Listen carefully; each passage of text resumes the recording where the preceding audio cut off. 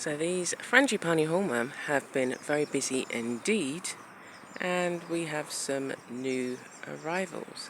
They actually start out as a small kind of yellowish seed, not seed, egg, and you can see one just up there, but look,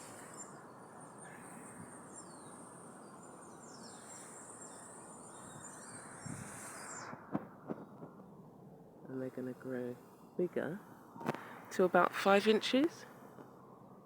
So they're the real babies, they're the teenagers there. I don't think we've got any ready to pupate, but yes,